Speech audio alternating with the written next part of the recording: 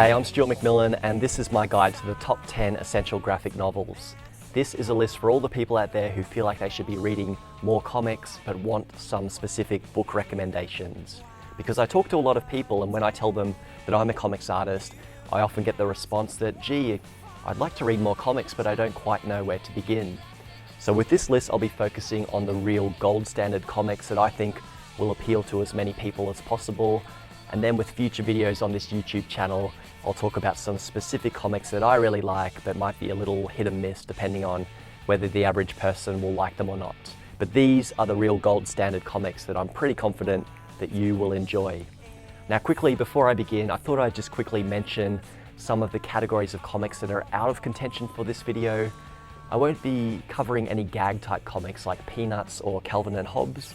I'm a big fan of funny comics, but with this video I'm focusing on lengthy, single arc stories that are told over the course of an entire book. I'll also mostly stay away from superhero comics because they're not really my bag, and I'd rather suggest other genres of graphic novels that I think will get more people into comics, more so than superhero titles. I won't cover manga, and that's mostly because of my ignorance to the best titles that are really worth recommending.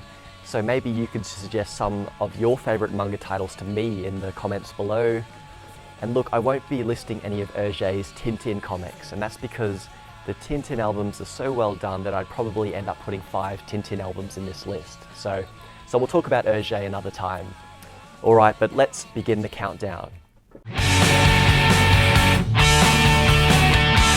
Alright, number 10 on this list is Box Office Poison by Alex Robinson. Box Office Poison is a comic that looks into the everyday lives of 5 main characters. The book is set in America in the 1990s, so there's a lot of references to the culture from the era. In fact, it's a little bit like the film High Fidelity, except instead of working in a record shop, the main character of Box Office Poison works in a bookshop. Now, this is a huge comic at over 600 pages. I mean, you could kill a man with this thing, but to me, the appeal of the book is the length and the sheer amount of stuff that Alex Robinson has squeezed in here. The characters talk about hating their jobs, they have money problems, they have relationship problems, they have doubts about their confidence and their self-worth. It's the kind of thing whereby if the anecdotes were in a 200-page book, it might feel a little thin, but the fact we're dealing with 600 pages means that every little storyline and every little anecdote just adds more mass to the characters that we're learning about. And it's worth saying that none of these characters are really exceptionally interesting. None of them are particularly talented, none of them will probably do anything special or important with their lives, and that's the whole point of this book. The characters are like you and I and our friends. They're a friendship group who just gets on with the day-to-day mundanity of living an average life. Sometimes people complain about Box Office Poison for the reason that nothing really happens, but to me that's the whole point of this book. It's got the same appeal as questionable content or the first season of Seinfeld. And I've also got to say that I really like Alex's artwork. In particular, I really like the way that he chooses to draw characters of all sorts of appearances and all sorts of body shapes. It's really refreshing to see characters drawn with body shapes you may not see depicted very often. Whether they're fat or thin, tall or short, all of the characters are drawn with a certain dignity and charm. So if you like the sound of this slice of life comic, check out Box Office Poison by Alex Robinson. Now let's talk about Jimmy Corrigan, the Smartest Kid on Earth by Chris Ware. I think the title of this one gave me a false idea of what to expect from this book. I was expecting it to be some sort of superhero action book about a kid who really was the smartest kid on Earth, but in reality the comic isn't about an exceptionally smart or lively man at all. In fact, Jimmy Corrigan himself is a shy and lonely 36-year-old man with a very limited social life. Chris Ware draws us into Jimmy's world of loneliness. We see the mundane way he eats cereal and milk, we see Jimmy's dull job in an office cubicle, the frequent phone calls that Jimmy gets from his overbearing mother. The storyline is about Jimmy at age 36 getting an invitation to go and meet his father for the first time. In fact, the story is about 3 generations of men named James Corrigan who all meet up for the first time during the story. The book travels backwards and forwards between events that happen at various points in history, including a section that's set during the 1893 Chicago World's Fair when the protagonist's grandfather was a young boy. We start to see how attitudes and behaviours can reverberate their way through generations. None of the four Corrigan men who are portrayed are balanced, and the ripples of heavy-handed discipline, absent parenting and racism ripple through the four generations in different ways. Now this is a hefty 380-page book that will take you 4 or 5 hours to read through. It's drawn with Chris Ware's distinctive clear line style and features incredibly imaginative page layouts and panel arrangements. So check out Jimmy Corrigan, and also check out anything else you can by Chris Ware that you can find, including his similar book, Building Stories, which is a story told through a box of various books and pamphlets that are designed to be read in any order. But that's a whole other story that I'll leave for another time. All right, number 8 on this list is Persepolis by Marjane Satrapi. This is an autobiographical comic that describes Marjane's experiences growing up in Iran during the 1980s, during the time of the Islamic Revolution. What happened during the Islamic Revolution is that Iran changed from a secular country into an Islamic theocracy that walled itself off from the rest of the world. So we see the Islamic Revolution through the eyes of Marjane and her family. And it's quite fascinating to be allowed into the house of a typical Iranian family, because it's a culture that isn't often represented in Western media depictions. In contrast to how some of us might imagine them, the Satrapi family were well educated and politically aware. They had a modern, cosmopolitan view of the world. At first they supported the revolution that overthrew the Shah in 1979, but then as time went by they became dismayed by the regressive fundamentalism that took its place. So for example, we see how Marjane and her female schoolmates were suddenly separated from the boys within their school. They were given nationalistic school lessons about the glory of war and the martyrs who were now in heaven, having died for Iran in the war against Iraq.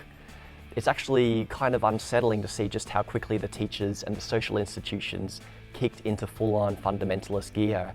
For example, the so-called guardians of the revolution that suddenly started patrolling the streets and throwing their weight around. All in the name of God, of course. To me, it's interesting seeing the little things, such as how Marjane actually hated wearing the veil and how she would rebel by wearing jeans and sneakers and listening to Michael Jackson. Persepolis is a single story that was published across 2 books.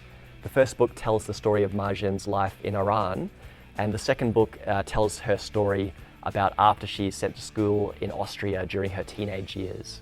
You can also get both books published together as The Complete Persepolis. So check it out, it's a classic comics memoir. All right, now let's talk about number 7 on this list, Safe Area Goražde by Joe Sacco. If you don't know who Joe Sacco is, he's a war journalist who tells his stories through non-fiction comics. Safe Area Goražde is Joe's book about the Bosnian War of the early 1990s. Now the book is fairly evenly divided between pages with a white-coloured edge that show Joe walking around the streets of Goražde, meeting people and doing his interviews. By contrast, the pages with the black-coloured edge represent the reconstructed stories that were told to Joe by his interview subjects. In other words, Joe listened to their first-hand accounts and he drew them up as multi-page comics, showing the events that happened to the people. Now I'm someone who hasn't lived in a war zone, and for me it was striking to see just how quickly things can turn sour during military conflict. Before the war, the Bosniaks and the Serbs lived in Goražde in relative peace and friendship. But on the first day of the war, the Bosniaks woke up to realize that all their Serb neighbors had secretly left town overnight. And later that day, the Serbs began attacking the city of Goražde. This was the first event in a cycle of conflict that the city had to endure over the next 3 years. For someone who wasn't actually there during these events, Joe Sacco does an impressive job of recreating the experiences of his interview subjects. And he depicts some pretty grisly things with his comics that probably wouldn't be possible through other mediums. The detail of the comics artwork transports you into the places that Joe is describing. There are lots of little details in the artwork that jump out. For example, we see how the locals were generating their electricity from DIY hydro plants rigged from the city's bridge. We see the way the locals were chopping massive quantities of firewood and stockpiling it so that they'd have enough to get through the coming winter. We see the way the streets were cleared of cars and were filled with children playing and adults pushing wheelbarrows. And we keep seeing the marks on the road where mortar shells have landed in a distinctive explosive shape that looks like a little bear's paw. Joe Sacco is a real trailblazer of comics journalism who has demonstrated how comics can be used to document serious topics like war and conflict. So check out my favourite Joe Sacco book, Safe Area Goražde. Alright, on to number 6 on my list of top 10 essential graphic novels. Number 6 is Watchmen by Alan Moore and Dave Gibbons. Watchmen's story is about a group of superheroes who were active in the 1950s and 1960s, but were forced to retire after they became unpopular with the public in the 1970s. After they became outlawed, the Watchmen either retired, got co-opted by the US government, or continued working outside the law as independent crime fighters. I love the distinctive personalities that each of these main characters have. Dr. Manhattan, Ozymandias, the comedian, Night Owl, Rorschach. It's interesting to see the comparison between the superheroes that they once were in their heyday, as well as the way that they each individually dealt with not being able to continue as superheroes when the law changed in 1977. One thing I should mention about Watchmen is how complete it feels. This doesn't feel like the kind of story where the writer just invented some wacky characters and then started drawing them, not sure what would happen. With Watchmen, there's definitely a well-defined story arc that feels like it's right there from the very beginning. There'll be little seeds planted early on in the story that might seem insignificant at the time, but will be called back in later pages. And there's lots of recurring visual motifs that pop up throughout the book, such as a smiley face with a drop of blood on it, as well as the silhouette of two lovers embracing. It's one of those stories where you understand most of what's happening the first time you read it, but it also rewards additional reading so that you can appreciate all of the little things that you might have missed the first time, like Tales of the Black Freighter, for example. From a comic standpoint, it's also interesting to see how the story is told with such a restrained layout. Compared to other comics that just continuously dazzle the reader with characters popping out of the frame and artwork that bleeds all the way to the edge of the page, Watchmen is drawn with a strict grid format of 3x3 panels per page, although sometimes they do alter the 3x3 format to add emphasis to certain panels. As I mentioned at the start of this top 10 essential graphic novels list, I'm not much of a superhero comics fan in general, but I do love Watchmen. So if you want to wrap your head around the storytelling possibilities that comics allow, you need to read Watchmen. Check it out.